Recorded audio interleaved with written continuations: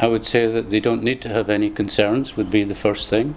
And if they wanted to be completely assured, they can come and talk to me. I would say that's a better source of information than reading letters in the press or going to anti-fracking coffee mornings, for instance. But if they want to meet the professionals, if they want to hear how the industry is regulated, if they want to understand what it is we're doing, I can absolutely convince them that there is no chance of contamination to their water supplies. Well, first of all, I'd like to understand what their issues are. I don't think you can go to America and say that a farmer in Oklahoma had an issue when they have a different set of regulations to what we have in the UK. The well could have been designed differently. They could have used different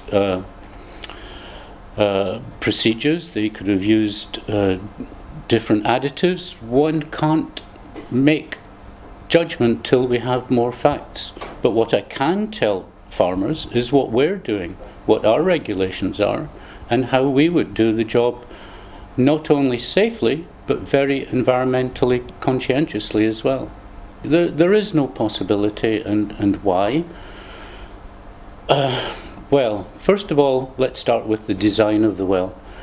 We separate any potential aquifers with a casing string above and below it, and that isolates the aquifer from all future work. Secondly, as we drill down, we're putting in more casing strings with more cement, and thereby creating additional isolation barriers. When we actually design the well, complete it, and do a hydraulic stimulation of it, the chances of any contaminant coming from the reservoir into the aquifer is extremely slow. I've estimate that there's more chance of winning the lottery than there is of any contamination.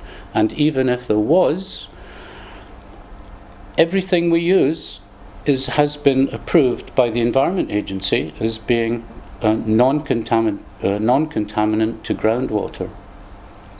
So I honestly, there is in the well that we're planning, zero chance.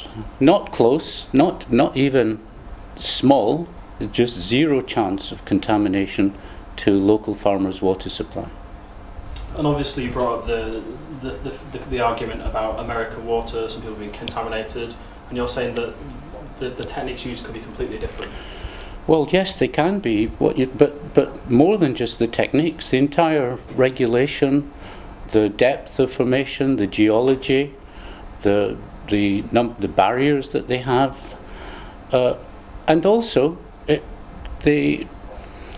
a lot of the problems that they've had in America can be legacy issues because they've been drilling wells and hydraulically stimulating wells for much longer than we have here.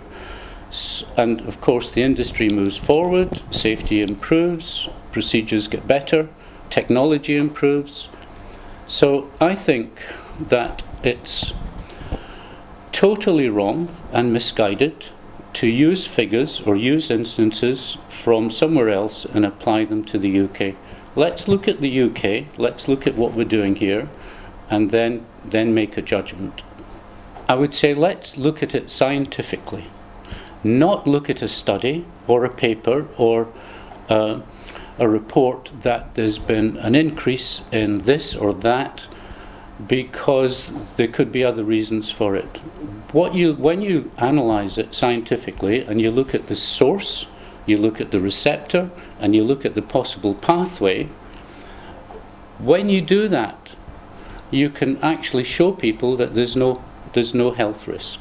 Because after all, what it is are we using? There's pump trucks, tanks, we're pumping for a little while, and the sand is sand, the water is water, and the additives have all been approved by the Environment Agency.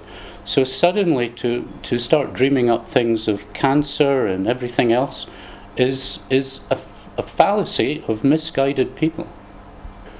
Well, we've had approval, and let's understand what that means.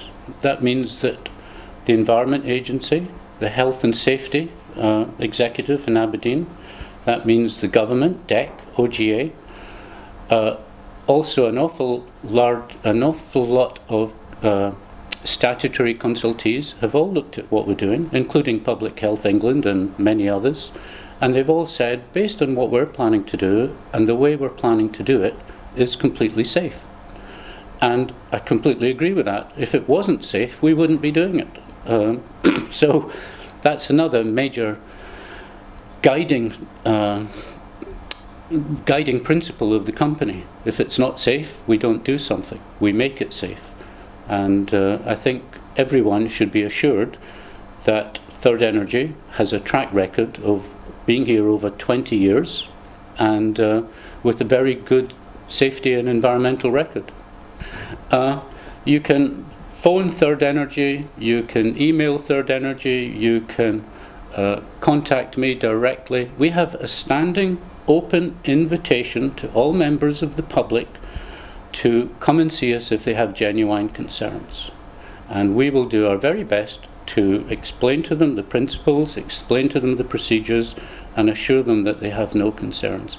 And believe me, there is no reason for any farmer to have any concerns about contamination of his water supply.